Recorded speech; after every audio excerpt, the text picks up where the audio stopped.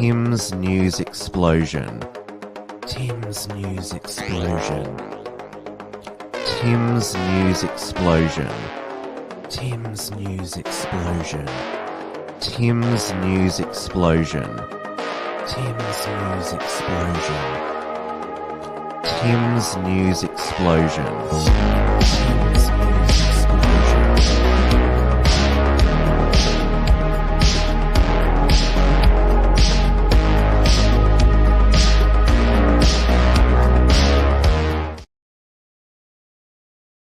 Hello, everyone, and welcome back to this Tim's News Explosion on this Monday, the 15th of July, 2024. We are live on the Wilms Front YouTube channel, the Wilms Front Odyssey channel, and the Wilms Front Rumble channel. Hello to everyone in the live chat. Peak Aussieman. I take a few weeks off, and this is what I come back to. World's gone to pot. It is 9 p.m. here in Melbourne, Victoria. It is 7 a.m. over in Butler, Pennsylvania, the second morning after in this rural town where President Donald J. Trump was almost assassinated by 20-year-old nerd Thomas Matthew Crooks. Trump was saved because he turned his head to point to the audience at an immigration graph. This means that the bullet from Crooks's AR-15, he was up on the roof of a factory which was directly adjacent to the stage. It only grazed Trump's ear, which was bloody, but it claimed the life of 50-year-old Trump supporter, Corey Comparator. So he was shot dead trying to protect his family. Two are critical in hospital. Crooks was taken out by counter snipers, which means that his pronouns are now was, were.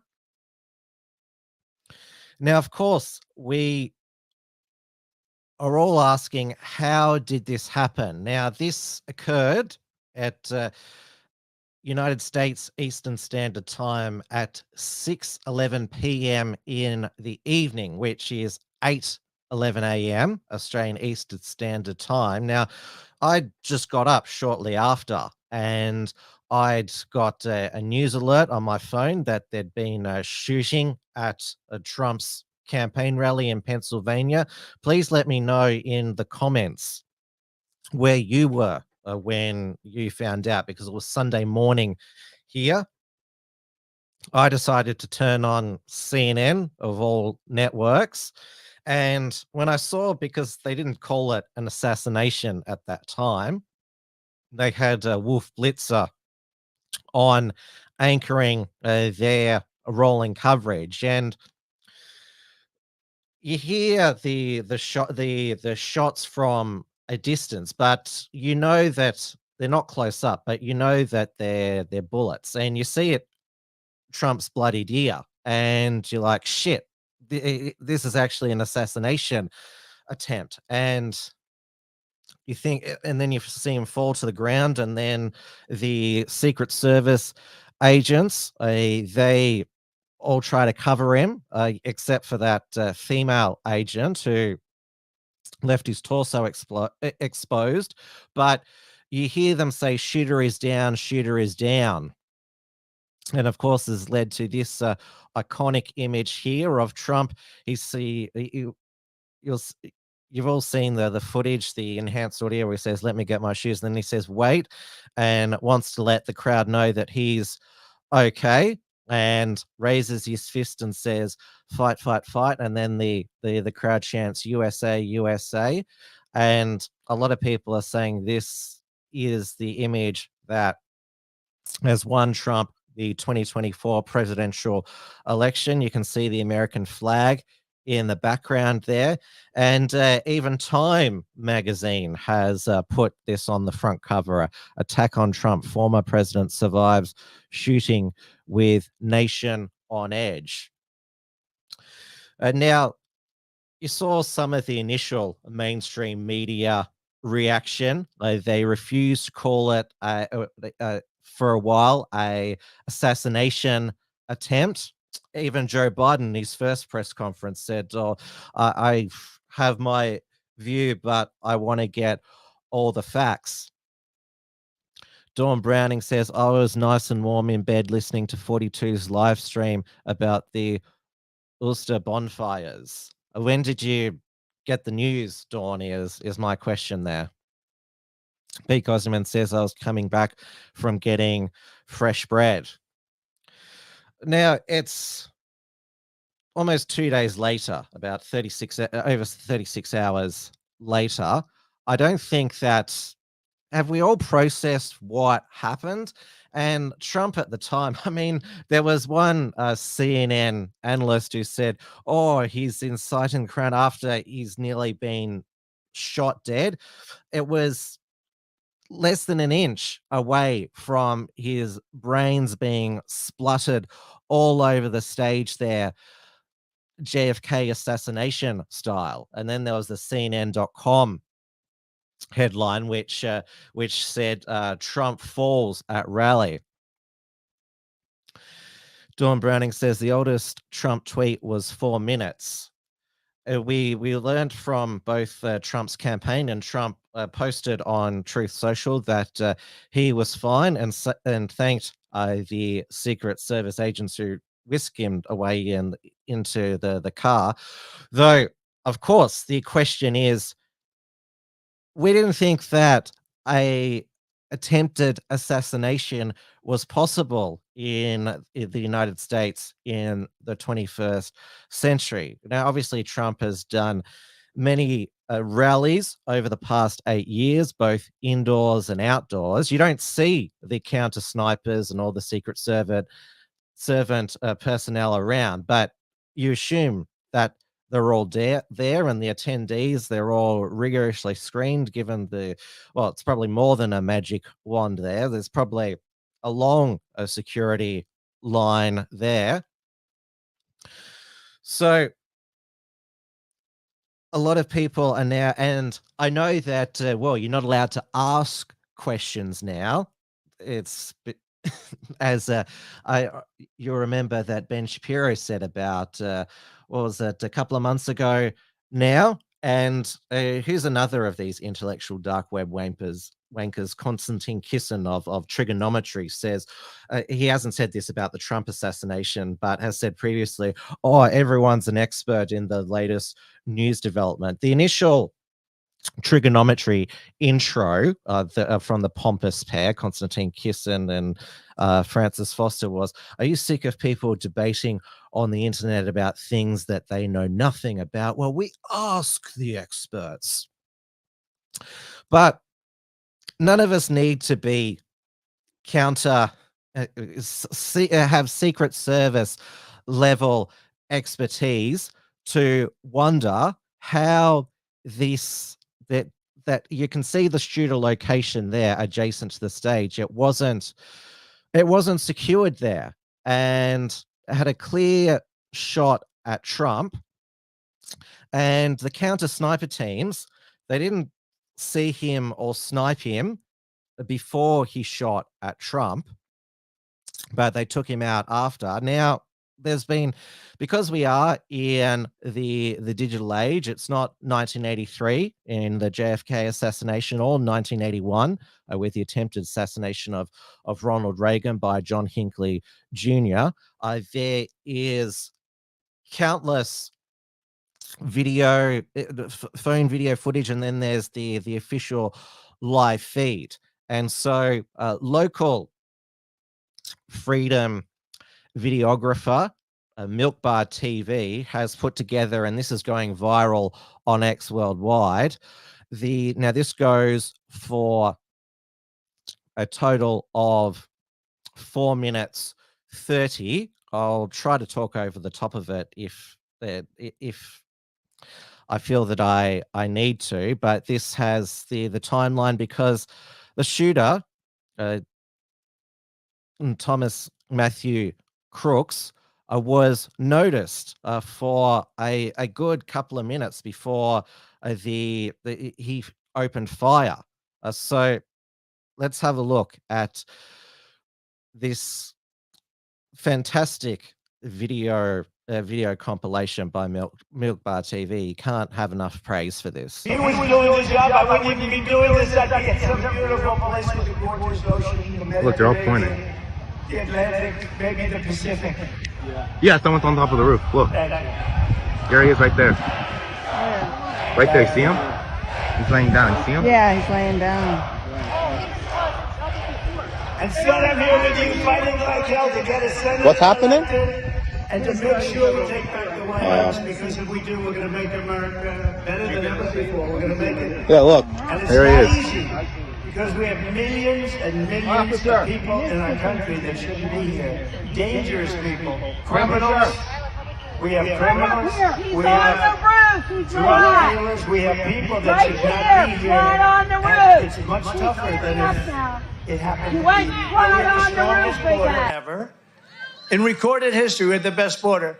In fact, if they could ever put up a chart, I don't know if they can do it. Do you guys have access to that chart that I love so much? You don't mind if I go off teleprompter, do you? Because these teleprompters are so damn boring, I try and explain that. Oh, there's it. Wow. You guys are doing it. They're getting better with time. My guys, take a look at that chart. Take a look at the arrow on the bottom. See the big red arrow, right? So that's when I left office. That was the lowest point, and that comes right from the government services, comes right out of Border Patrol.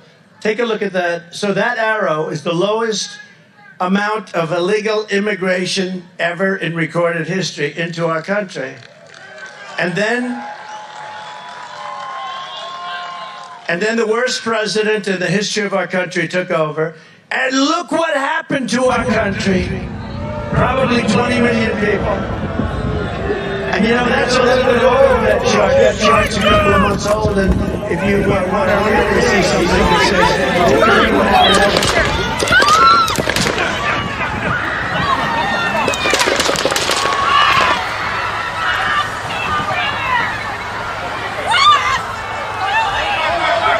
I hope he's turning this way. Be careful, guys.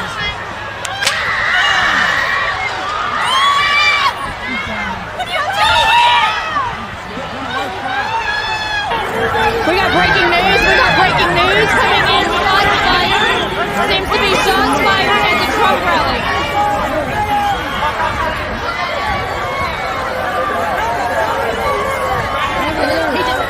Is he okay?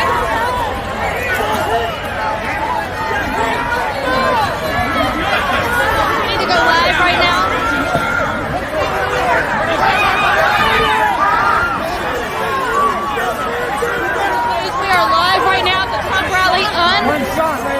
We don't know if President Trump has been shot. We know he hit the ground.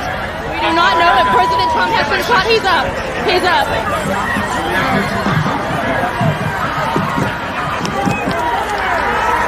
Shots are still continuing to be fired. He's giving a thumbs up, everybody. He's giving a thumbs up.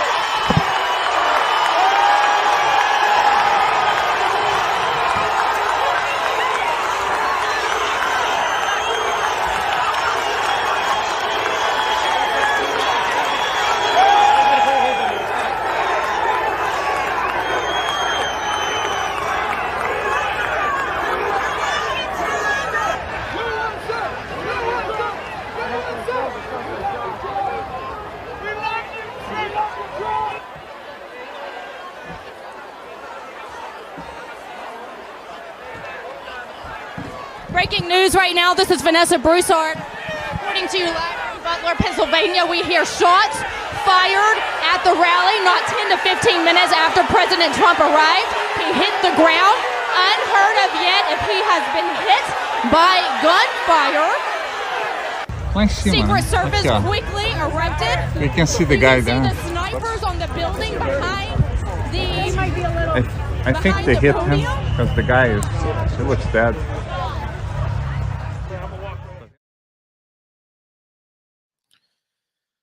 So in 4.5 minutes, that's how fast it occurred. From the shooter being identified just by local residents who were nearby, not taking part in the actual rally itself, trying to warn secret service agents, law enforcement, whoever was around. I don't know if there's some secret service hotline you can call when there's a sniper near a presidential candidate or president in the open there.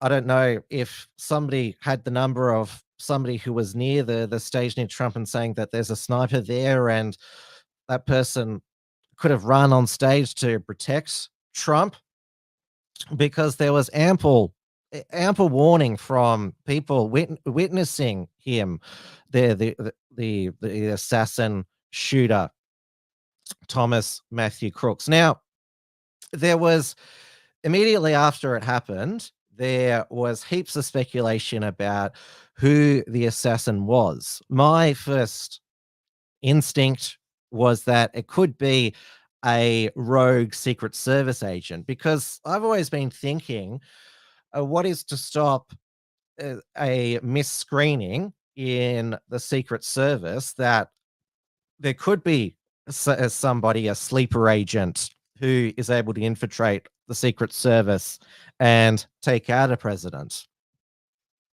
As I've mentioned to you previously, the Prime Minister of India, Indira Gandhi, in 1984 was assassinated by two of her Sikh bodyguards. This has occurred before. Then there was the fact that, well, to be able to pull off a presidential assassination, they'd have to be ex-Navy SEAL. That's what happens in the movies. The Manchurian Candidate is, a lot of people have been talking about. Another television series where there's a attempted presidential assassination is, of course, House of Cards on Frank Underwood by the imprisoned journalist friend of Zoe, who Frank Underwood pushed in front of the train. Dawn Browning has mentioned in the chat the name that was put out immediately after of some Antifa person. And this is the thing, in these information vacuums, there can be disinformation that spreads. And obviously, this is why, and again, we shouldn't trust the authorities at their word. But this is why it's important for information to be put out there. Now, I'm not saying that Unity News Network and Laura Loomer were intentionally spreading or disinformation. I mean, it's bound to happen in this type of environment. Obviously, there was the false name of a false name given of the perpetrator of the Bondi stabbing. Obviously, the identified perpetrator was Joel Couchy. So we had the confirmation from the FBI that it was Thomas Matthew Crooks, which a 20-year-old skinny nerd, and he's already got his own Wikipedia page, and certainly, obviously, Lee Harvey Oswald, he was a young presidential assassin, but at the age of 24. But see, he'd already traveled overseas. There's not much known about Thomas Matthew Crooks. But we saw that it's been confirmed that he was a registered Republican. I saw Drew Pavlou claim, we can't rule out that it could be an angry groyper, which of course is the nickname given to America First acolyte of Nick Fuentes. Obviously, there is loads of people who are trying to speculate about, because apparently they don't know his motivations. They can't get into his phone, though they did find explosives next to in his car. So bomb making materials were found inside his vehicle, and so he was wearing a shirt from the, I can't remember the name of the YouTube channel of the shirt that he was wearing. Somebody please mention it to me in the chat. Lee Harvey Oswald was shot by a nightclub businessman, Jack Ruby, in the basement of the Dallas Police Department. And of course, in 1963, so Oswald went on the run and was identified in a movie theater. It was totally bizarre. Also the fact that 1963 they were able to successfully ID him and put his photograph around. So remember, this is 1963. There was not much footage live at the time. So, of course, we are living in a time where information travels all around the world.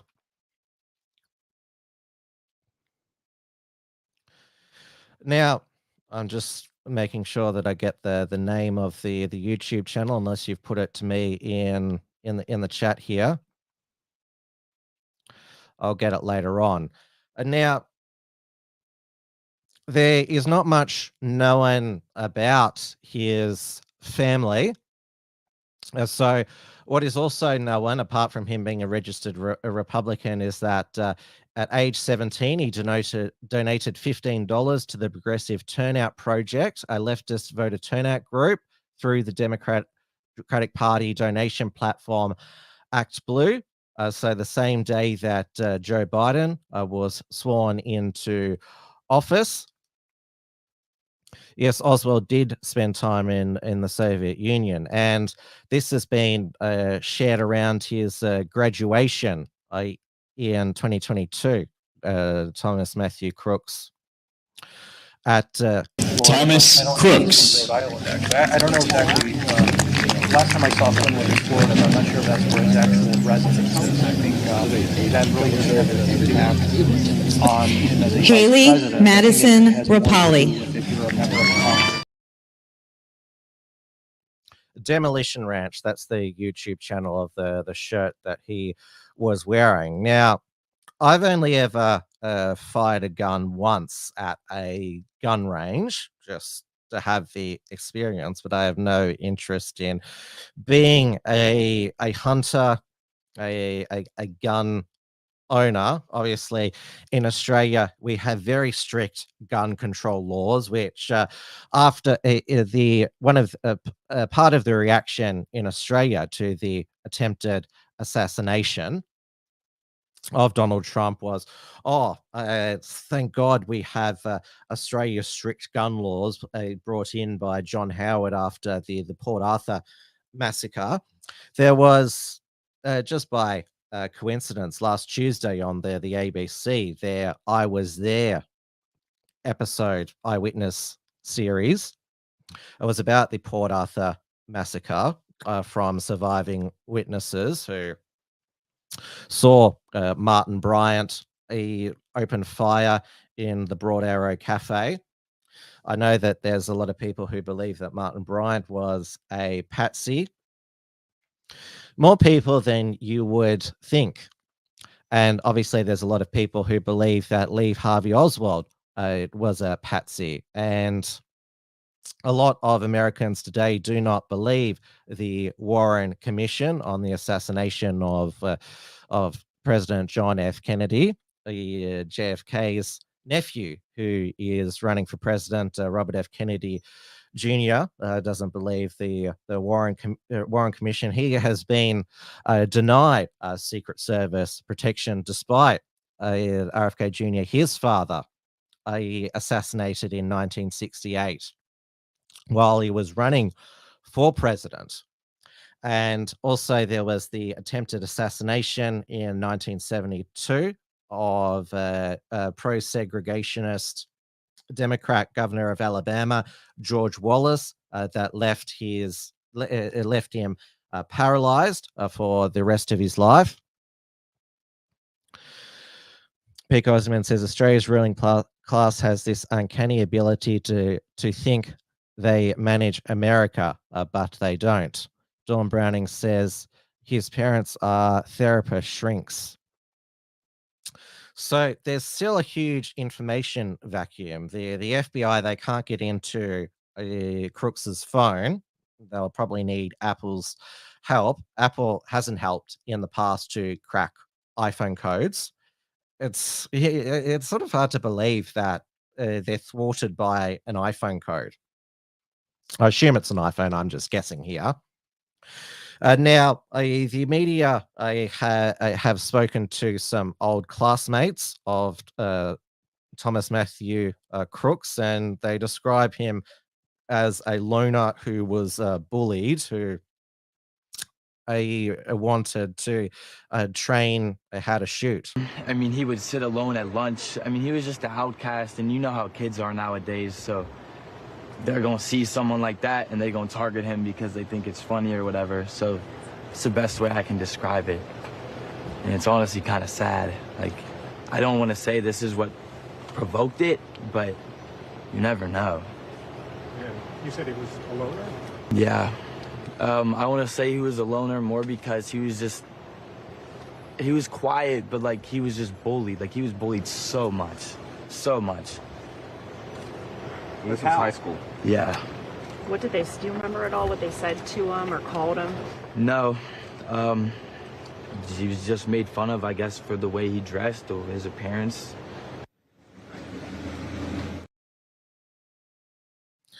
So you would say that he fits the profile of a school shooter or a mass shooter, which is obviously they are all still horrific events, and it's a sick part of US culture that they occur. But it's a step up from shooting up a school to attempting to assassinate a former president, a presidential candidate. And obviously he would have planned this in advance. And did he know that it was not secured, i.e. that old factory building? Now, one of you would say, I would say, probably one of the best instant eyewitness live testimony was by a BBC reporter, and I was amazed that this was the BBC of all organizations. I was relayed this eyewitness account. I'm not sure if you've seen it, but this was posted up pretty quickly. And watch and listen to the rally. Right, we couldn't see him, but we could hear him. So we walked up, and probably 5 to 7 minutes of Trump speaking. I'm estimating here. I have no idea, But we noticed a guy crawling, bear crawling up the roof of the building beside us, 50 feet away from us. So we're standing there, and, we're pointing at the guy crawling up the roof. And he had a gun, right? He had a rifle. A rifle. We could clearly see him with a rifle. Absolutely. We're pointing at him. The police are down there running around on the ground. We're like, hey, man, there's a guy on the roof with a rifle. And the police were like, huh, what? Like they didn't know what was going on. We're like, hey, right here on the roof. We can see him from right here. We see him. He's crawling. And next thing you know, I'm thinking to myself, why is Trump still speaking? Why have they not pulled him off the stage? I'm standing there pointing at him for 2-3 minutes, Secret Service is looking at us from the top of the barn. I'm pointing at that roof, just standing there like this. And next thing you know, 5 shots ring out. So you're certain that the shots came from that guy on the roof? 100%. 100%. And he was up there for a couple of minutes. He was up there. You saw him up there for a couple of minutes. Absolutely, at least 3 to 4 minutes. And you were telling police in the Secret Service. We were telling the police. We were pointing at them for the Secret Service, who were looking at us from the top of the barn. They were looking at us the whole time when we were standing by that tree. Could they see binoculars? Could they see him? Probably not, because the roof, the way the slope went, he was behind where they could see. But why is there not Secret Service on all of these roofs here? I mean, this is not a big place. Did you see, I mean, obviously everyone, when the shooting started, everyone was very panicked. Did you see what happened to him at all? Oh, yeah, they blew his head off. Okay, sorry. Secret Service blew his head off. Okay, just be careful because we don't quite know who's watching, but you're pretty sure they shot the guy? Absolutely, 100%. Okay. Yep. You saw that happen? Yep. Okay. Yep. And did you see them go up to him afterwards, or? They crawled up on the roof. They had their guns pointed at him, make sure he was dead. He was dead, and that was it. It was over. Dawn Browning calls this eyewitness Beaker, who of course is the Muppet with the spiky, almost like electric socket, strawberry blonde hair. It goes me me me me me. Dawn Browning says, "You're speculating that he planned it. It's used a disclaimer. We don't want to see you get Alex Jones." Well, obviously, I'm just thinking, like, he would have had to have planned it. I mean, it's hardly the spur of the moment thing to decide to assassinate a presidential candidate. I mean, he got a ladder. He was able to have a ladder to get onto the roof. He had a rifle bag with him. Now, obviously, I listened to what Alex Jones had to say, but I mainly watched Candace Owens. She did a live stream after the assassination attempt, and then the day after. Her professional setup on an independent YouTube channel, it's as professional as it was on the Daily Wire. There was hardly any tech hiccup when she went live both days. And she's getting over on average 500,000 views for each of her episodes, which is pissing off the former Daily Wire sycophants and their allies. Konstantin Kisin again decided to go after her, saying that she's anti-science, flat earther, taking things that she said out of context. And I should also mention that Milk Bar TV, he also makes these videos attacking Candace Owens and the Tate brothers, which I don't know why he just doesn't stick to freedom issues rather than these internal info personality online conflicts on the dissident right. So there are being serious questions asked about the intelligence failures and, well, the security failures in the Secret Service. There is some blame at law enforcement, local law enforcement. Now, I'll tell you who is an expert on the Secret Service, and that is Dan Bongino, who is ex-Secret Service. He has his own independent show on Rumble. He was fired from Fox News, but he was invited back on Jesse Waters' primetime special and said that they were mainly temps on not proper Secret Service agents who were on Trump's detail that day, and requests have been denied to beef up Trump's Secret Service. And people are rightly calling for the resignation of the Secret Service director. Her name is, make sure I pronounce this right,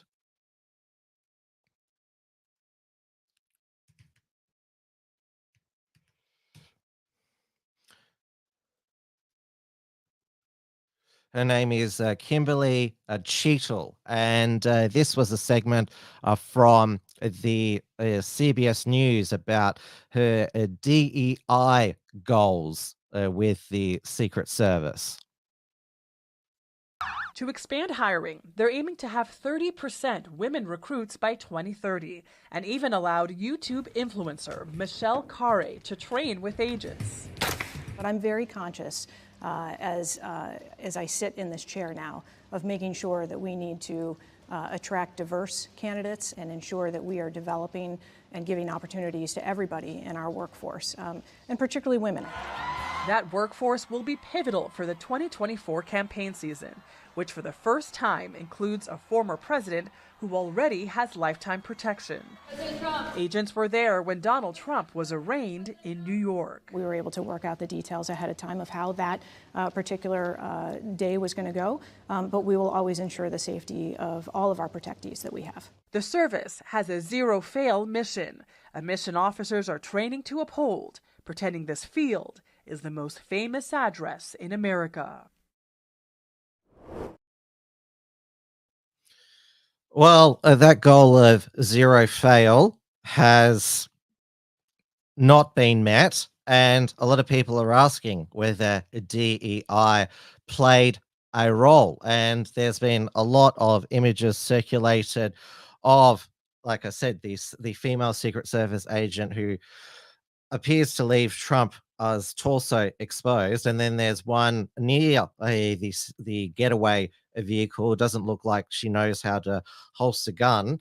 It's like a scene from the Heat comedy movie with Melissa McCarthy and Sandra Bullock. Or they've played lots of law enforcement authorities over the years. Now, but also, a Secret Service procedure was not followed. The counter sniper who took out Thomas Matthew Crooks, he doesn't see Crooks. I don't know why I shouldn't get Brooks and Crooks mixed up. So he doesn't see Crooks aiming the gun because but they take him out after he shot and apparently sees him. And this is from NBC News. When Wikipedia and the mainstream media cannot deny certain facts, then the far left, these are a set of facts that they New cannot information deny. for you. A senior Secret Service source familiar with the planning of yesterday's event tells NBC News that the roof where the shooter was located was a well-known, high-priority vulnerability. It was identified just the day before during a security walkthrough. We've also just learned that there were 2 counter-sniper teams on site and that the counter-sniper did not need approval to shoot. One source telling NBC News that prior protocols were not followed. The FBI now says the alleged shooter, 20-year-old Thomas Matthew Crooks, appears to have acted alone. This all provides new context for the shocking scene last night in Butler, Pennsylvania, already burned into our collective conscience. Now, Bogan Christian Lobby says MK Ultra only works on nerds. Well, it worked on highly trained US military people in the past, and I saw MK Ultra that it was trending on Twitter X. Now, congratulations, Dusty Bogan, on your coverage from inside the pro Palestine protest outside a Labor fundraiser in Brisbane on Friday night, and Anthony Albanese in his response to the attempted Trump assassination linked it to the escalation in political debates and protests to the targeting of his MPs and ministers' offices by pro-Palestine activists. So he said, And he said that there is no place for violence in the democratic process. I'm relieved to hear reports that former President Trump is now safe. I should do the elbow voice. We must lower the temperature of the debate, and there is nothing to be served by some of the escalation of rhetoric. And he also said that it'd be a tragedy if public figures were forced to remove themselves from the public over safety years. I've expressed concerns that people who just dismiss actions outside electorate offices, these things can escalate, which is why they need called out unequivocally and opposed. The sort of incidents that we've seen outside some electorate offices are inappropriate. People can express their views democratically, whether be in favor of issues or against issues. Peaceful demonstrations are fine. Some of the incidents that we've seen certainly are not. They've crossed the line. Now, obviously, we have also seen over in the United States all the Democrat politicians from Joe Biden, Nancy Pelosi, Gavin Newsom downwards. Violence has no place in our democracy. And Biden, did you see his latest televised address? He almost said, "Make America great again," and he mispronounced when he said he was supposed to say, "We resolve our differences with ballots, not bullets." And I saw George Tahaki, the ex original Star Trek cast member, say that we should take Trump out at the ballot box, not with bullets. Is they saying that we're going to defeat Trump with ballots? Are they saying that we've got to go back to ballot harvesting like we did in 2020? Now, apparently this Secret Service investigation is going to take months, and we have no idea whether this is an inside job, whether Thomas Matthew Crooks is a Manchurian candidate, was subject to MK Ultra, was groomed into carrying out this assassination. There's hardly any digital footprint of him, but if it is an inside job, they might try again. Because remember, with Jeffrey Epstein, the first suicide attempt failed, and then he was placed on suicide watch, Jeffrey Epstein, and then still managed to commit suicide. And then the tapes of his prison cell were accidentally erased. Brucey Kivett says, by the way, I've read all of Albo's replies on Twitter and not seen someone tweeting with capital letters once. Dawn Browning says, keep practicing, Tim. You're nearly there. What the hell do you mean by that, Dawn? You're being a bit weird tonight. So Trump, he initially wanted to still go to the UFC fight in Denver, Colorado, the next evening, but that didn't occur. And now the Republican National Convention in Milwaukee, Wisconsin, is going ahead, where Trump will be confirmed as the Republican nominee for president, and he's given his first print interview to Michael Goodwin over at the New York Post, which is a Murdoch paper, and he said that he was supposed to be dead, and he said that he's rewriting his speech for the Republican National Convention, and that he wants to bring people together to unite not just Americans but the world. He said, by luck or by God, many people are saying it's by God I'm still here. And going further down here, quotes Lindsey Graham, who was on the flight with Trump. He feels like he has a new lease on life.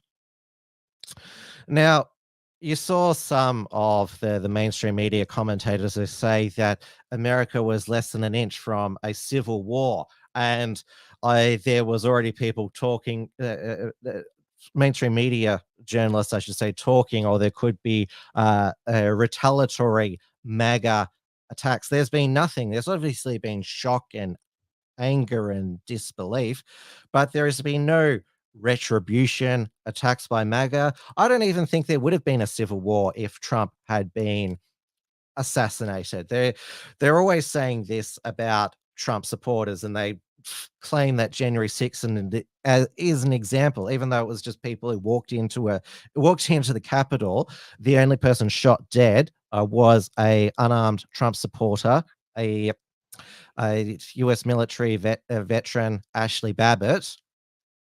Remember, AOC said that she nearly died. Donald Trump nearly died. It grazed his ear.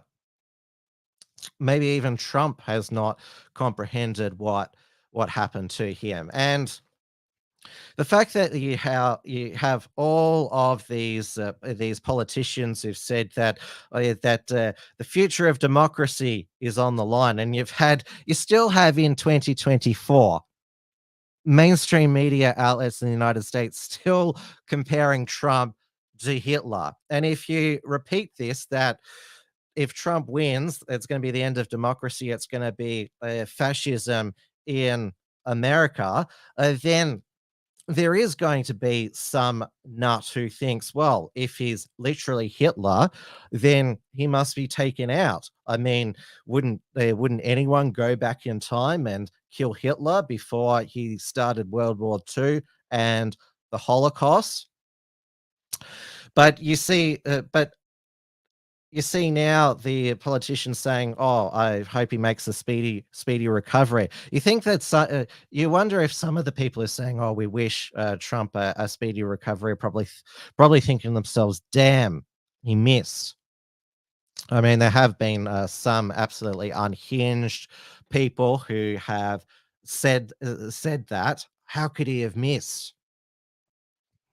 And just exposing just how disgusting and warped people that they are. But it's quite the walk back. I mean, if you think someone's literally Hitler, it's like there was the 1944 Wolf's Lair assassination attempt on Hitler with the exploding briefcase. And it's like after Hitler surviving that, a Winston Churchill, Theodore Roosevelt, and Joseph Stalin saying, "Oh, we wish Hitler a speedy recovery, even though we're trying to defeat his Reich." That makes no sense. So we have like I said, the obviously security is going to be beefed up at the Republican National Convention in Milwaukee. It's in an indoor arena, and my advice would be to Donald Trump, have all of your rallies inside stadiums from now on, where there can't be there's not the possibility of an unsecured perimeter, because outdoors, obviously, there is large amount of open space there. Now, we still are awaiting on who Donald Trump will announce as his vice presidential candidate. Now, there is a theory that I did think of, given that Crooks was a registered Republican, even though he donated to a left-leaning political action committee, is that he could be a never Trump Republican, and maybe was wanting to assassinate Trump to take back the Republican Party, because the Republican Party now is the Trump MAGA party. Trump has he has consolidated his takeover, replacing the Republican National Committee with pro-Trump members.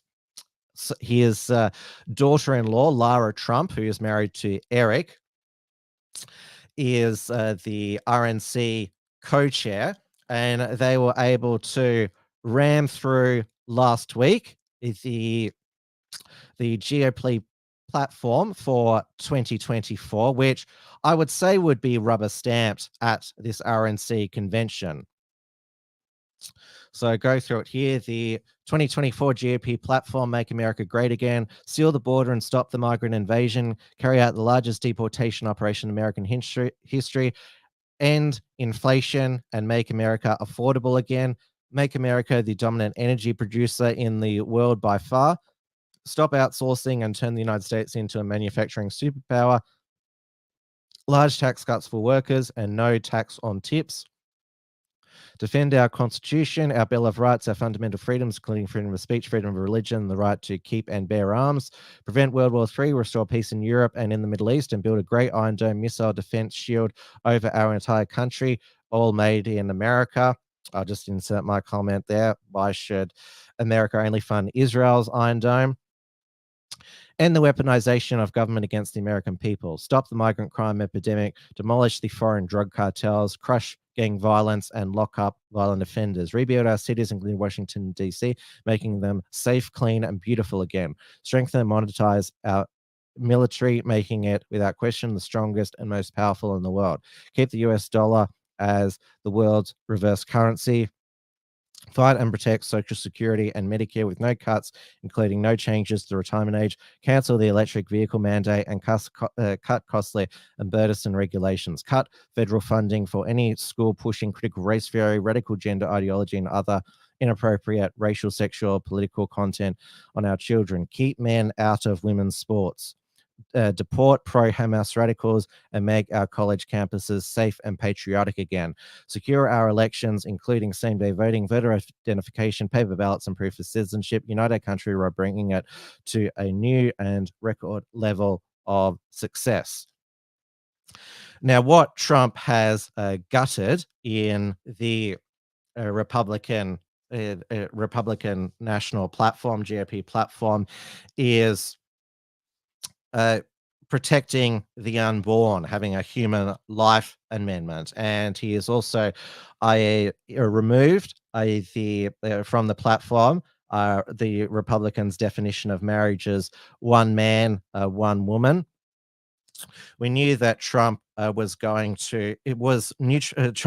to neutralize abortion. He basically supports abortion up to 15 weeks now, because as we have seen, post Roe versus Wade being overturned by the Supreme Court, the pro-abortionists have won every statewide ballot. There is a proposed constitutional amendment to enshrine abortion in the Florida and South Dakota constitutions. Now, Ron DeSantis, he is campaigning against that constitutional amendment, needs 60% to pass. But up in South Dakota, Kirsty Noem has not taken a position, says it's up to the voters, because apparently she doesn't want to be on the losing side of that issue. So this is a very moderate GOP platform, and Trump, as you saw during the debate with Biden, he struck a very presidential tone. Didn't get into his usual over the top style. He's wanting to convey a message to the American people that you can trust me to, make America great again, and also that I'm going to run a competent administration with the best people. I'm a sound mind. I don't have dementia, Parkinson's like Joe Biden. And this really, the Trump attempted assassination really puts the Democrats now in an awkward position, because they were putting out all of the throughout all of their surrogates, such as George Clooney, that they were going to replace Biden at the Democratic National Convention come August. They could still do that. There's still probably lots of twists and turns for this presidential campaign, and of course, before the Trump attempted assassination, we had Joe Biden at NATO, where of course the gaffe said the president of Ukraine, President Putin, which I'm sure Vladimir Putin would also like to be the president of Ukraine as well, or incorporated into Russia. But Zelensky was right next to him.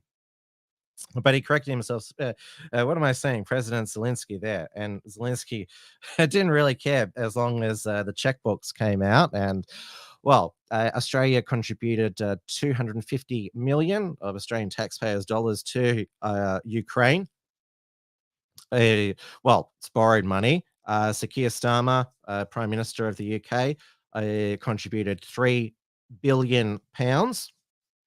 And remember, NATO has pledged to support Ukraine for as long as it takes to defeat Russia. So, and then of course we had Biden's press conference on the Friday where he said that he picked Vice President Trump. And I think you saw the memes. Oh, they shot my vice president. Now, tonight, our ABC, I can't believe that they didn't pull tonight from their Four Corners program their planned multi-part Trump special, or Retribution, the battle for democracy. And it's being done by Mark Willesee, who's the reporter who did the Nemesis miniseries on the coalition 9 years in government, and also who defamed Heston Russell, founder of the Voice of a Veteran, and also the Australian Values Party. And the first episode is about Project 2025, which Trump has disavowed. I mean, to use the analogy, Trump has assassinated Project 2025. It is dead, buried, and cremated. And now Project 2025 is, it's on the defense, trying to counter all of the Democrats and their associates who've claimed that Project 2025 is a threat to democracy. And so they've got pinned to their Twitter X. I'll just bring this up here. Myths and facts about Project 2025. Says, we are not affiliated with former President Trump. We are a coalition of more than 110 conservative groups advocating policy and personnel recommendations. End of no fault diverse. False. Divorce is not mentioned in our handbook. Complete ban on abortions without exceptions. False. Mandate for leadership calls for government to comply with laws that prevent federal funding of abortion. It also calls for federal support for alternatives to abortion, including adoption. Ban contraceptives. False. Additional tax rates for corporations and the 1% misleading. Calls for lower taxes for all Americans to stimulate economic growth, put more money in American pockets. Higher taxes for working class. False. Eliminate power of unions and workers' protections. False. Raise the retirement age. False. Cut Social Security. False. End Affordable Care Act, which is Obamacare. False.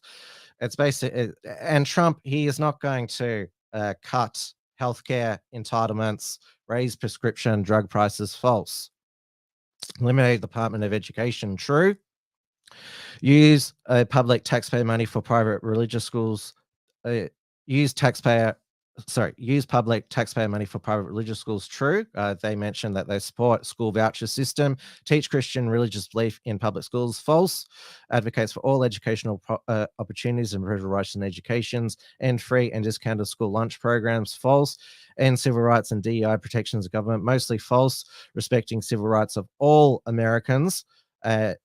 Mandate advocates for the end of divisive race-based anti-American propaganda in the federal workforce. Ban African American studies in all levels of education, false.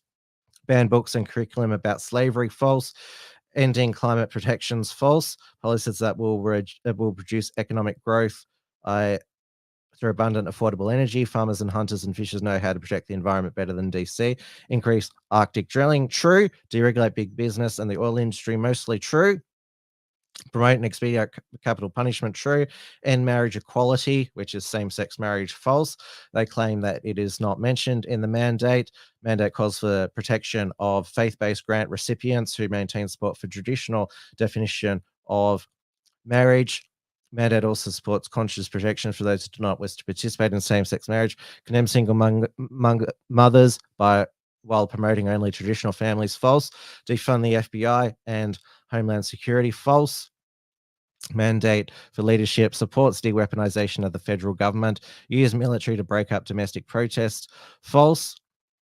Mass deportations of immigrants and incarceration in camps, misleading. End birthright citizenship, false. Ban Muslims from entering the country, false. Eliminate federal agencies like FDA, EPA, NOAA, and more, false.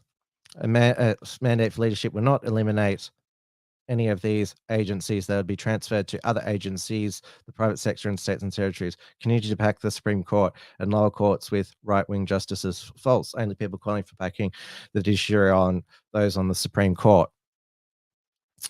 I noticed that a lot of more politically savvy conservatives and Republicans are mad at the Heritage Foundation for publishing this 220-page Project 2025, given that it can, because nobody's going to read that. Most Americans will say, I'm not reading that crap, summarize it for me.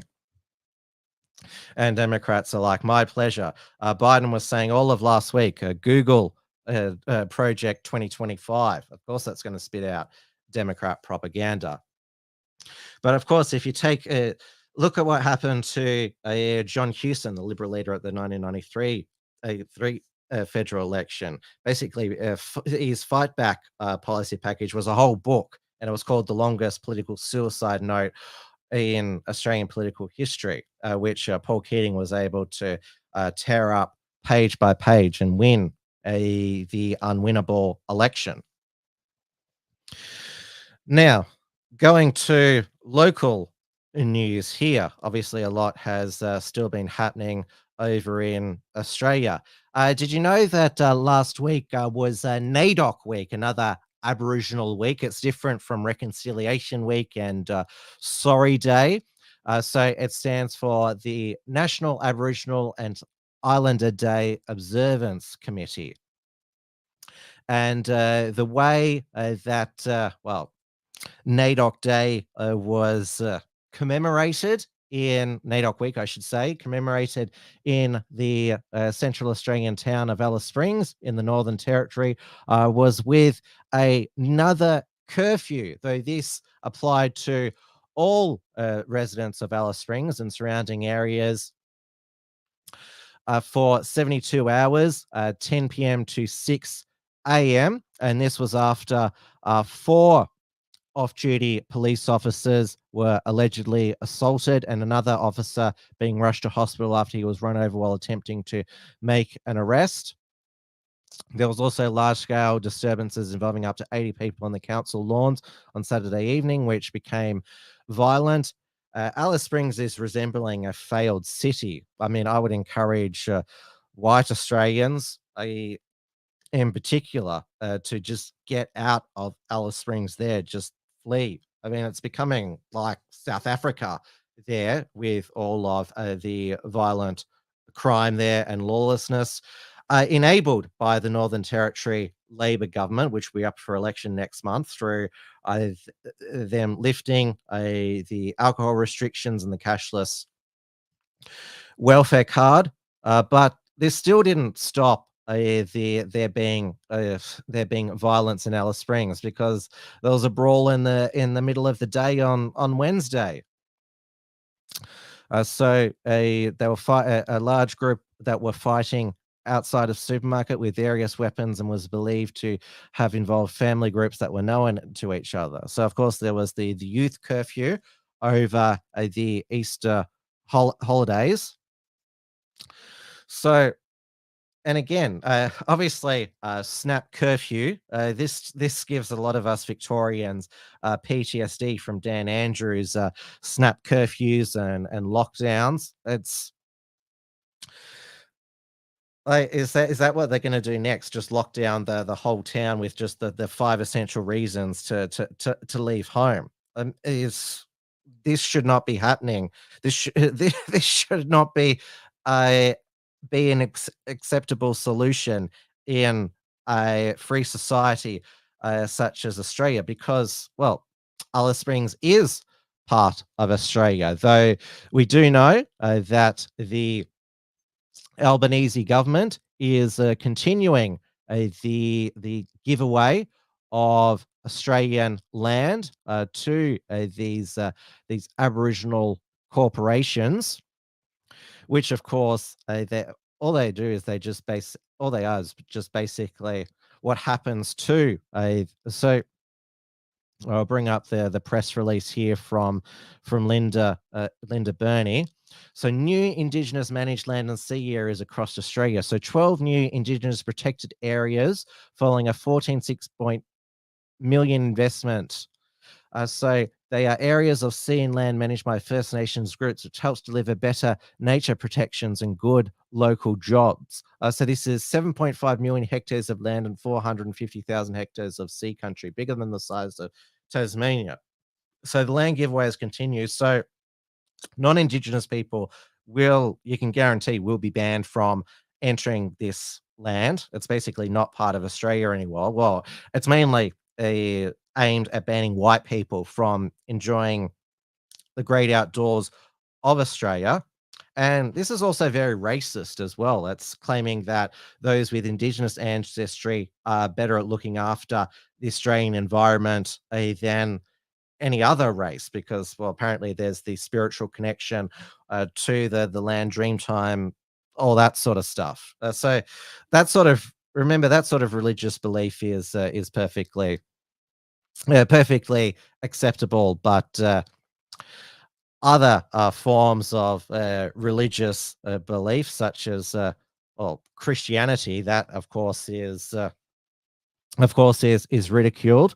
The Anthony Albanese, he's announced already a special envoy to combat anti-Semitism. There's one coming up for combating Islamophobia, but you can guarantee he won't mention one for combating Christophobia.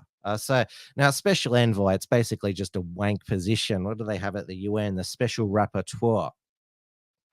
I was trying to look up the salary of this the special envoy for combating anti-Semitism, but I couldn't find it.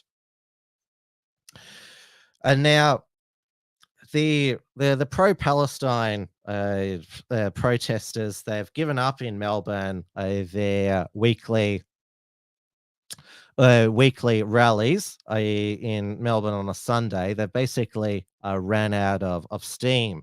But the Victoria Police, they are planning to charge Hash Taya, who of course is the founder of the Burgatory chain of restaurants, for inciting hatred of Jewish people. Under Victoria's Racial and Religious Tolerance Act. This is mainly for his reciting of chants such as "All Zionists are terrorists." Now, this will be an important test case whether Zionism is classified as a religious ideology, because, of course, not all Jews are Zionists. I hear the stats that 95% of Jews are Zionists. Now, if he is found guilty, this would the knock-on effect, the ramifications for free speech, which is already precarious in Australia. It would certainly have a chilling effect on all critics of Zionism, which I think is the point, because remember, the Liberal National Opposition now, they no longer support free speech. In fact, they want hate speech laws beefed up to protect the Jewish people. Now, you may remember Tash Heyer, his Caulfield burgatory joint was firebombed in an alleged arson attack. And remember, pro-Palestine protesters showed up in Caulfield. This was in last November, and there was the street confrontation with the local Jewish residents and the pro-Palestine Antifa rent-a-crowd from Uptown, even though Hashtag told people not to go.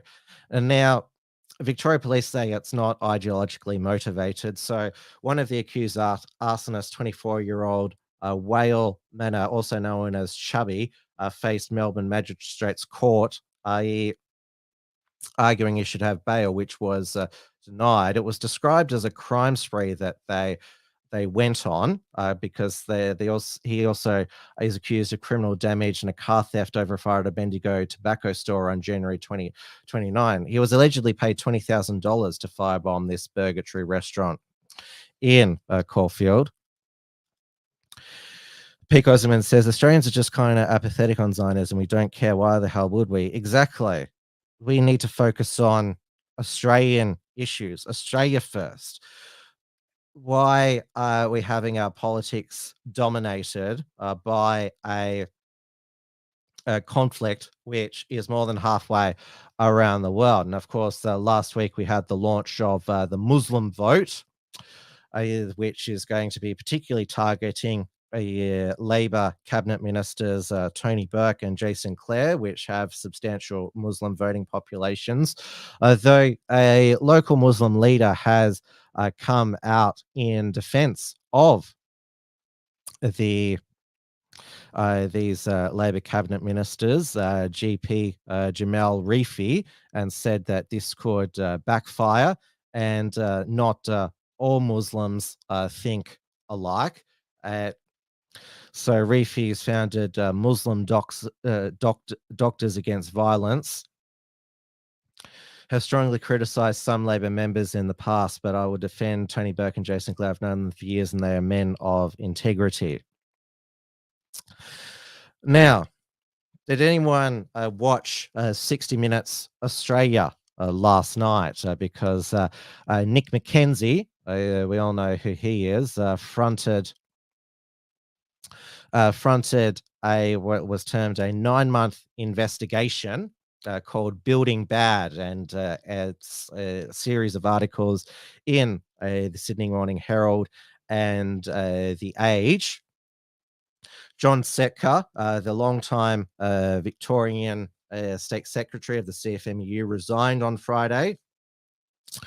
So what this 60 Minutes report and also the series of articles Building Bad alleged is that organised crime figures and bikies associates had infiltrated the construction industry in Victoria. Some of them are CFMEU union delegates. Some are what are termed construction arbitrators, conciliators, or the crude term is fixer, and some have got subcontracting work because they're friendly with the CFMEU. Now it goes further down here in this article that talks about a union delegate. So they are picked by members of the union representatives on site. Unlike in most industries, CFMEU delegates are paid by the company to attend union business on sites. They can earn more than $250,000 a year for a standard 56-hour week. Great work if you can get it, including site allowances and penalties. They're given site facilities from which to conduct union business. Do they need to work? They must be allowed to spend whatever time they need attending to workers and perform productive work whenever they can. And there was a secret recording of one of the union fixers saying to a person who was posing as a subcontractor, you basically have to pay a fee to get access to these work sites. Even though compulsory unionism is illegal in Australia. It's been long practice in the Melbourne CBD construction sites that unless you have a CFMEU, a enterprise bargaining agreement, you can't get a contract on to work in those sites. And there was also what was featured was how an 18-year-old Indigenous construction worker took his own life because he was bullied because he was part of an Australian workers' union, and Indigenous, and this is the other bit of corruption here. What is that? Indigenous labour hire, because the Victorian government, of course, puts in contracts that certain amount of Indigenous people have to be employed by the big build. Now, in response, the Premier of Victoria, Jacinta Allen, who before she was Premier, oversaw the big build, totaling over $100 billion. And we have seen the blowouts in the Metro Tunnel, the Northeast Link, also the Westgate Tunnel. We are not surprised at the cost blowouts, given that there's all these quid pro quos and all of this money going to almost all construction workers seem to be on 200,000 plus, even the lollipop people. Dylan Browning says David Limbrick suggests a mandated shutdown of government construction while his quarries made. Hubby had 8 months off during the last mandate, so no thanks. Yeah, I don't agree with David Limbrick because, well, we still need the infrastructure pipeline to keep going here. And, well, the Metro Tunnel is almost finished next year. And, of course, well, we saw what happened when Dan Andrews shut down the construction industry for a week when he decided to crack down on construction workers' smoko breaks during the COVID lockdowns. And then they picketed the CFMEU offices. And then, of course, there was a 2-week construction shutdown, which kicked off with the week of rage, which, of course, saw Dan Andrews eventually backflip on his COVID zero strategy. It certainly pushed tradies over the edge. So, but I actually think that, so Jacinta Allen, she said that she is moving to disaffiliate the construction division of the CFMEU from the Victorian Labor Party. The CFMEU National has put into voluntary administration the CFMEU Victoria. I actually think that Jacinta Allen and Labor politicians, Labor governments are actually glad that this has happened because they no longer have to deal with the CFMEU because it's basically disgrace now. And obviously they've turned a blind eye for many years. But remember that also by Nick McKenzie, the Adam Someriak, Faceless Man, secret recordings that led to him being expelled from the Labor Party. That was convenient for Dan Andrews because he was a factional enemy.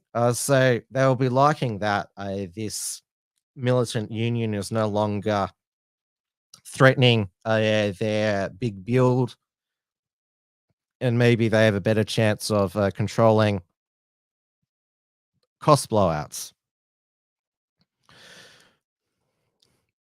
Brucey says, haha, Mackenzie decided messing with Mike when he just want their country back was too dangerous, went after bikies instead.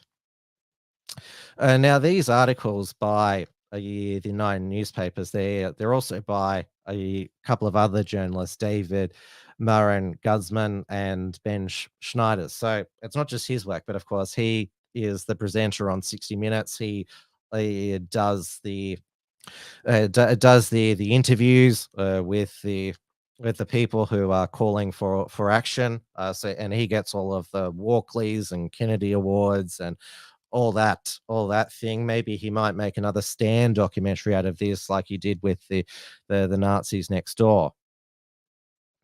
Now, I think that's all of the. Well, one more. bit of crime news in Victoria. That teenager, 17-year-old private schoolboy, who's being accused of being behind the wheel of that stolen vehicle. There were 6 in the car on total, all minors, so they can't be named, which hit and killed trainee doctor William Taylor, 28, another victim of youth gang crime in Melbourne. Of course, 33-year-old Doncaster doctor Ash Gordon earlier this year. So this teenager, he was given bail because of his young age, even though he's 1 year before 18, lack of prior convictions and supporting family and stable and safe home. What type of private school education is he getting? And it was actually the teen's mother who contacted police that said he had absconded and was missing for 2 days. And so he's been remanded in custody, and it is said here that the prosecution,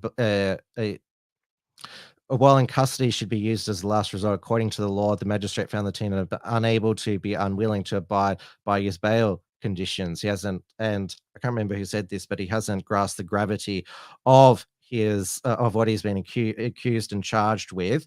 And he believed that his bail condition was too harsh because he is trying to complete VCE, even though his part in a carjacking led to the death of a young man William Taylor, who his family are devastated. All right, that's all of the Australian news.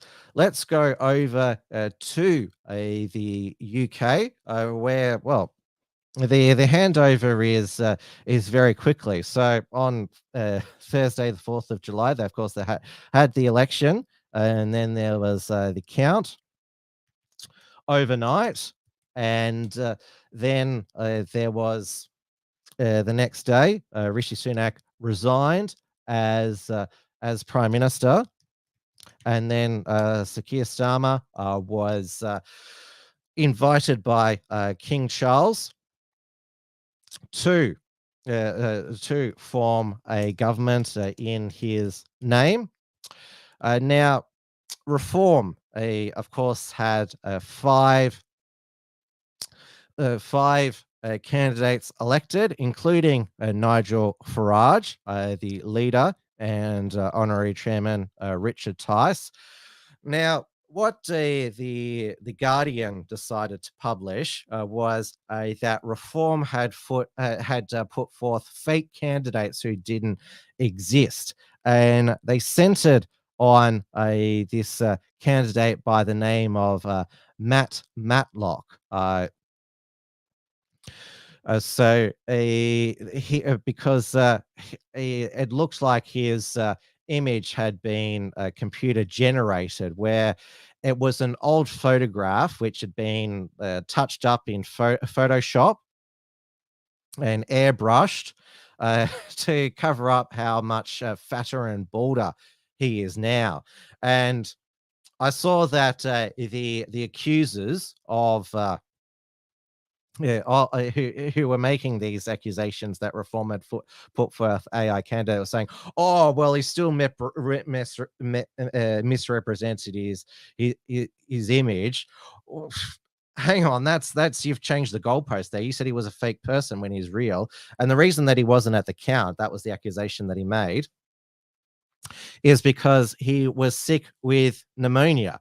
And so this was a completely bogus story by the Guardian. They actually said there's no evidence of fake or AI candidates. The BBC's found no evidence. This was fake news. Did they use did they use AI, the Guardian, to print this garbage? But what they have managed to get on one of the elected Reform MPs, one of the surprise election winners, James Murdoch, the 38-year-old banker, is 20 years ago, when he was an 18-year-old, he was convicted of assaulting his ex-girlfriend by pushing her over when he was drunk outside of a nightclub. Reform is standing by him because he's rehabilitated his life. He said that he's deeply ashamed. There's obviously what he did was certainly not good, but he has clearly turned his life around to be a successful banker. He also coaches children's football. Though what has upset some of the Reform faithful is the removal as deputy leader of Ben Habib, who failed to win his seat. So Richard Tice is now the deputy leader since he is a member of parliament. So they want to formalize the parliamentary leadership. So the person who has been replaced as chairman of Reform UK is the Muslim millionaire Zaya Yusuf, which this has upset a lot of people because they believe that he's just bought I'm not sure if he's he's called chairman, not president of the party. He's basically bought his way into the chairmanship.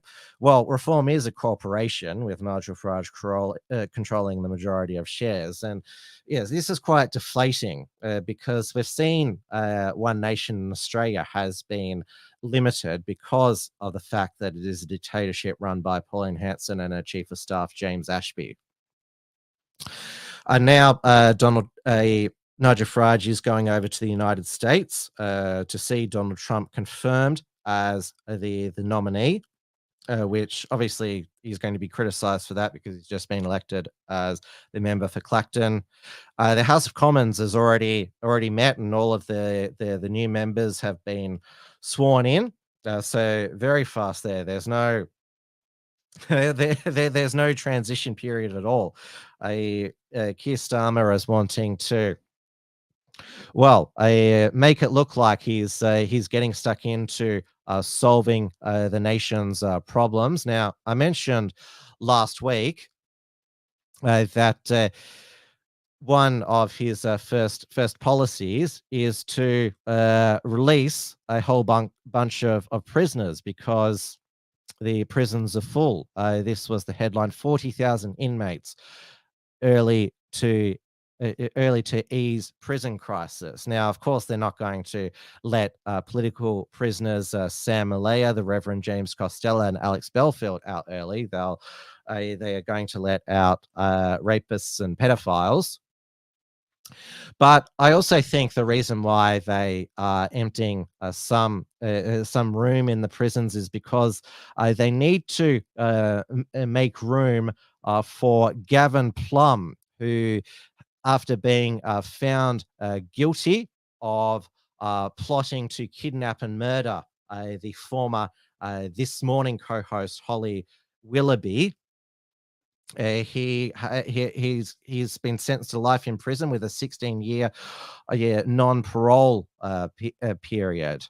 So Gavin Plum, the Essex man with a previous conviction for kidnapping and attempted kidnapping, was convicted of soliciting Willoughby's murder, kidnapping, and rape earlier this month.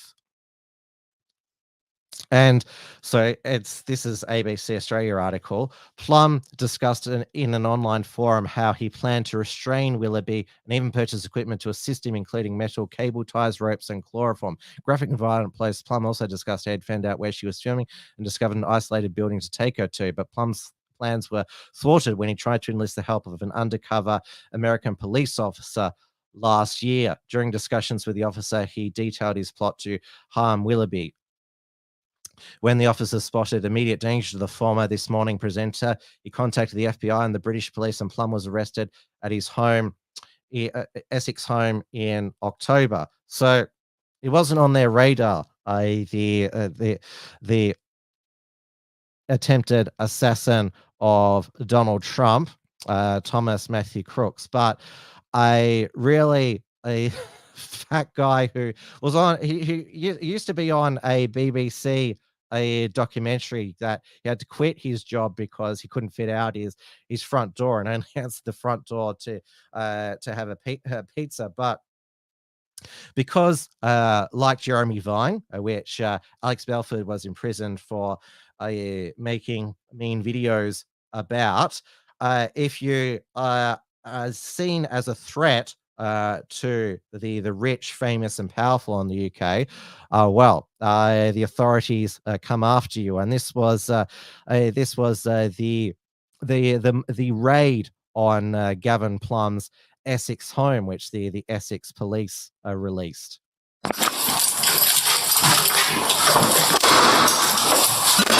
Police! Stay where you are! Do not touch anything! Who else is home? What's going on? What the hell is going on? Listen to what my colleague's got to say. Right, you're under arrest on suspicion of conspiracy to kidnap. You do not have to say anything. What is going on? Listen to what you're saying. Mention one question, something which you later learn into. Anything you do so maybe give me an Can you tell me what you're talking about? You're getting new, babe, alright? Yeah, you are very gentle. Necessities for the arrest are to allow for a prompt effective investigation by interview and to prevent any further physical harm to the person. Okay, we'll talk about it back. To who? Can you please explain to me what the hell is going on? Yeah, so at the moment you're under arrest for conspiracy to kidnap. Who? Holly Willoughby. I don't think those ones are warm. That's the allegation. Okay, where's that come from? Like I said, it'll be explained to you in custody, and you'll be interviewed about it. I'm not going to tell you any further than that at this current time, okay? Okay then. But that is the allegation. I'm not going to lie, she's a fantasy of mine. I mean, she's a fantasy of a lot of guys, isn't she? Right, okay. Anywhere in Florida. Been destroyed. Mate, if you'd have knocked, I would have opened and spoke to you. As we said, the reason I was literally just about to go to bed. The reason that they're going into that is because of the offence that you've been arrested for. We need to make sure that we can gather as much evidence as we can as quickly as we can. So we've had to put the door in to secure the evidence. All right. You've got there's no reason. Yeah. I mean, based on what you said, I can pretty much guess what you're looking for.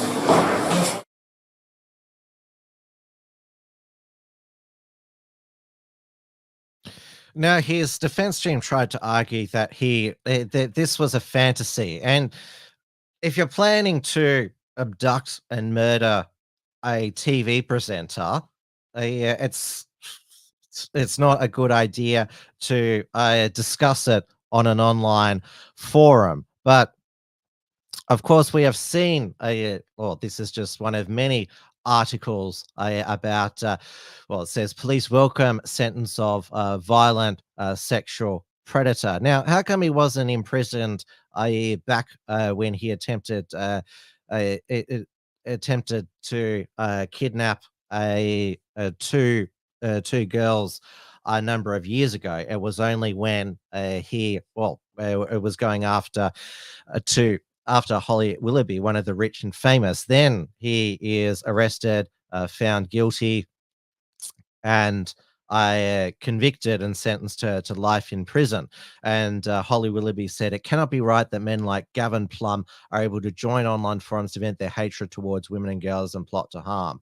And so you've seen mainstream media personalities in the UK like Julie Hartley-Brewer saying, "Oh, thank God this monster is in prison. My thoughts go out to Holly Willoughby."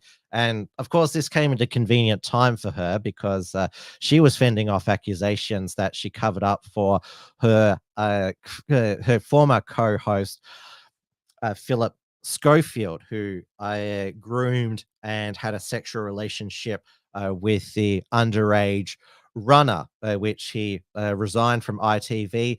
But he now claims that he was hard done by. He doesn't believe that he really did anything wrong. He said the relationship was unwise. And the only one who's willing to call out this bullshit, because the UK is absolutely the worst for two-tiered policing, protecting the rich, famous, and powerful, and just letting the ordinary person just get attacked, assaulted, raped, murdered, and they only occasionally bring the perpetrator to justice. So Katie Hopkins recorded this video just calling out this ridiculousness. Oh, you have got to be shitting me. Gavin Plum, the guy who's supposed to want to abduct and hurt Holly Willoughby, gets life imprisonment, 15 years inside for the crime of having a fantasy about Holly Willoughby. He wasn't even that secretive about it. He was on a WhatsApp group called Abduct Your Lover. You know, it's hardly MI5 level stuff, is it? Second, he's huge. He's 45 stone, God bless him. He couldn't abduct his own shoelaces if he tried. The court sketcher had to stand the other side of the room and get a bigger bit of paper to try and fit the sketch of him on. And finally, his cunning plan was to pole vault into Holly Willoughby's garden. I mean, it wasn't credible at all. Our prisons are over full with people, and yet we're still putting this guy inside. I mean, please. The law in our country is not the law, it's a joke. And if you're famous or well-known or one of the protected, then the person who came for you is going to get a strong sentence. But if you're a real victim of a real crime, you can expect the person that attacked you to walk free. It's absolutely bonkers. I feel actually quite sorry for Gavin Plum, and I think it came at a very convenient time for Miss Holly Willoughby, who'd been covering up for a groomer. And that's all I have to say on the matter. Well, I don't feel sorry for Gavin Plum. He's a fat, disgusting human being who, well, he was accused in the past of a sexual predatory crime, but didn't go to jail for it because they were just ordinary pleb girls. They weren't the golden girl of TV, Holly Willoughby. Now, was he planning to abduct her so he could eat her? But again, pole vaulting into her garden. I mean, she would have known that he was there because there would have been a mini earthquake there, and he couldn't even fit out his front door. And I remember Katie Hopkins, back when he was first arrested, said, "Oh yeah, did a sketch when she pretended to be Holly Willoughby, saying he's a credible threat. Last time he was this credible was Dunkin' Donuts or family buckets of KFC chicken." So I think because they need a whole prison block, it seems, to fit him in. They're probably going to have to airlift him in. So yeah, empty out a whole prison block just to fit him in there. And Katie Hopkins said he was 45 stone, which nobody can be that large. She used to say he was 450 stone. But yes, this whole thing is just absolutely ridiculous. Now, in bad news, sticking with British news, bad news for England. It's not coming home.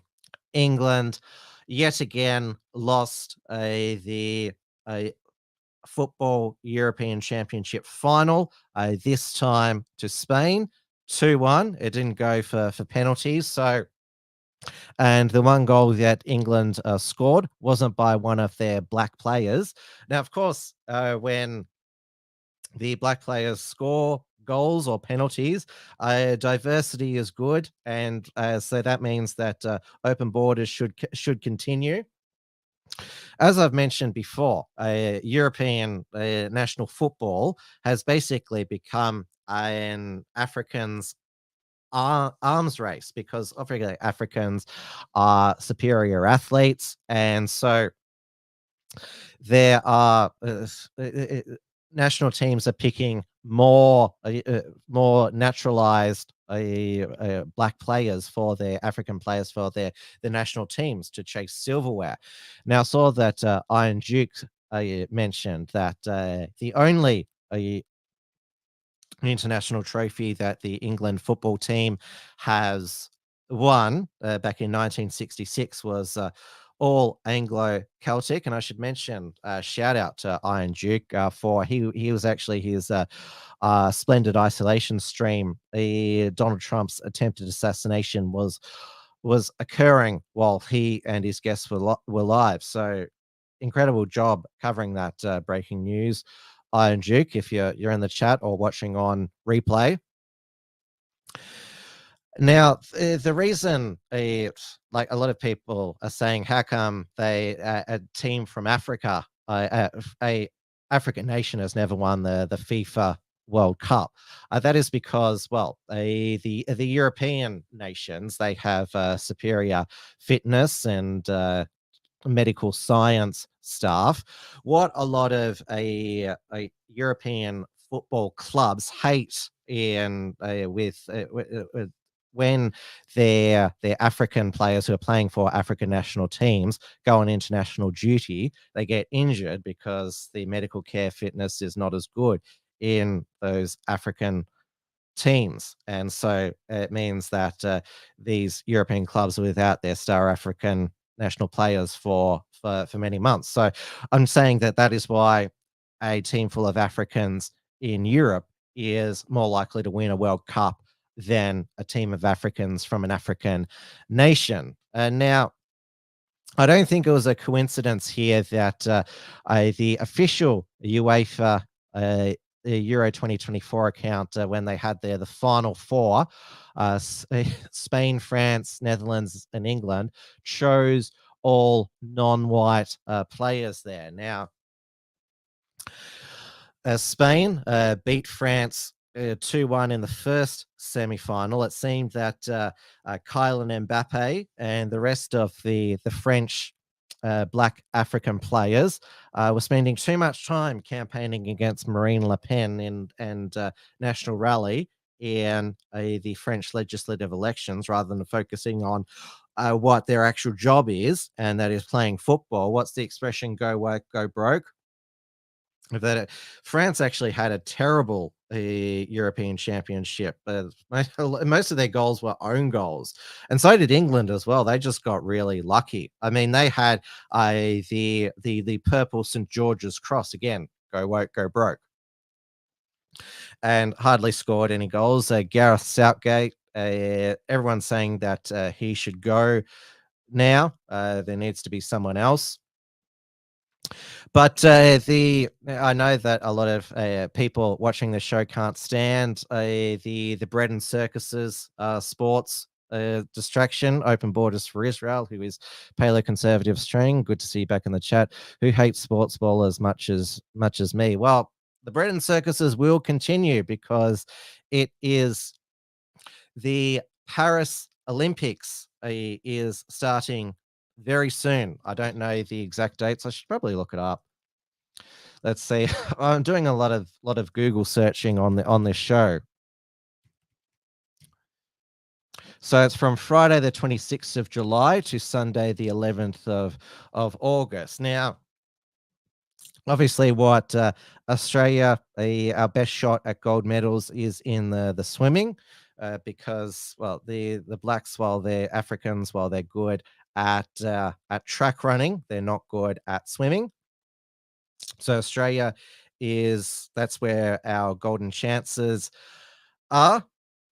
Though nations like France, United States, and Great Britain, because they compete in the Olympics as Great Britain, they can only win track events with their black athletes there. So, but again, this is the thing about, like, I'm a sports fan. I used to have the opinion that if mass migration leads to us winning lots of gold medals and World Cups, then at least there's a silver lining. But as we are seeing, a lot of these athletes and players now putting conditions on their participation in national sports. Well, if you don't vote the way that I like, well, I'm not going to play for the team.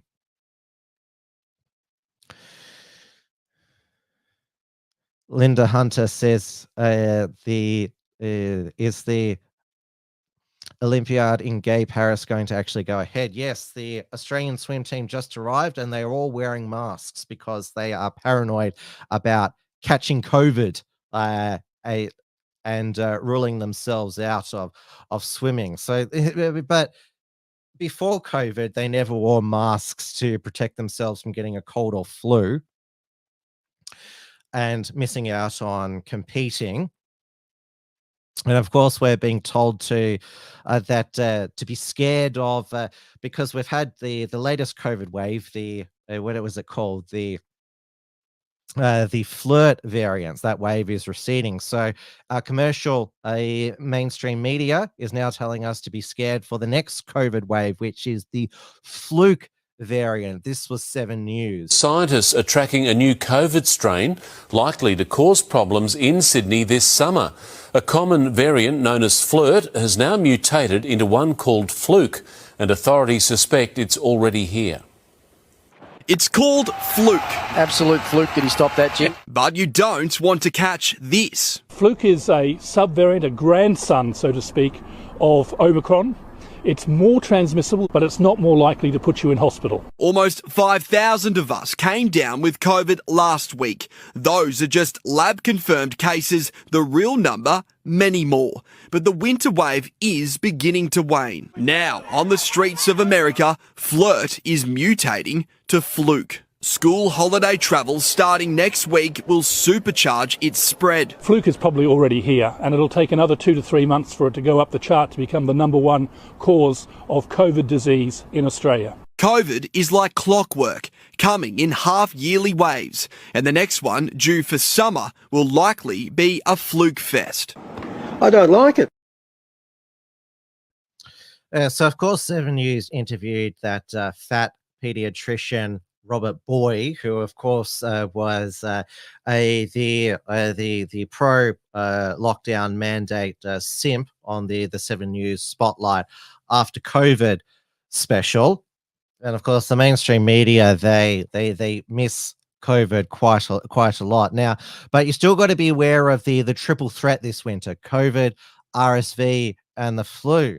And the chief health officer up in Queensland, Dr. John Gerard, has said that the flu is worse than COVID in kids. 20 kids a day in Queensland admitted to Queensland hospitals with flu as cases rise, which means that, of course, they need to get the flu jab.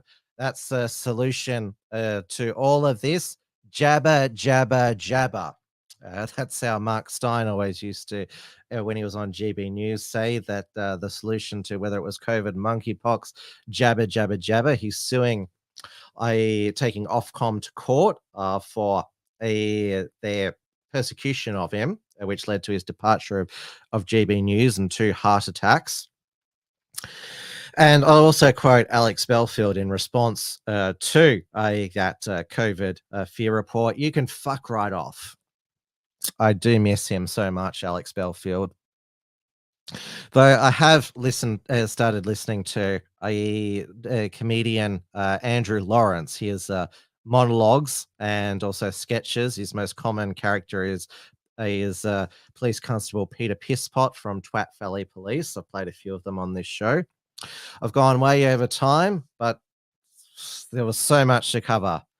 Thank you so much for sticking with me, and let us hope, and if you're a Christian, pray that there is no more violence in the US presidential campaign, and that also there is, no more political violence in any of our Western democracies. Now, remember, I cannot bring you Tim's News Explosions or reports from Tiger Mountain with Tristan Brolsencroft without your support, I mean. So you can become a subscriber on Substack at the unshackled.substack.com/subscribe. You can monthly $5 per month, annual $50 per month, founding member $500 per month. Or you can take out a membership on our website. That's when also I publish I use Substack for sending out alerts for Unshackled Productions. I still use the unshackled.net for publishing articles. So bronze, $5 per month, $50 per year, silver, $10 per month, $100 per year, gold, $25 per month, $250 per year, and platinum, $50 per month, $500 per year. Thank you so much, everybody, for tuning in. Please stay safe, stay sane, stay optimistic, stay happy, stay cheerful, and also stay warm, because it is bloody cold and wet this winter in Victoria. Absolutely miserable weather. And I just can't wait until, well, we have a warm, dry summer. I am hoping for. I'm not going to wait for Bureau of Meteorology to predict it. I'm just hoping that is. But we will get through this. Good night, everybody. Tim's News Explosion. Tim's News Explosion. Tim's News Explosion. Tim's News Explosion. Tim's News Explosion. Tim's News Explosion. Tim's News Explosion. Tim's News Explosion.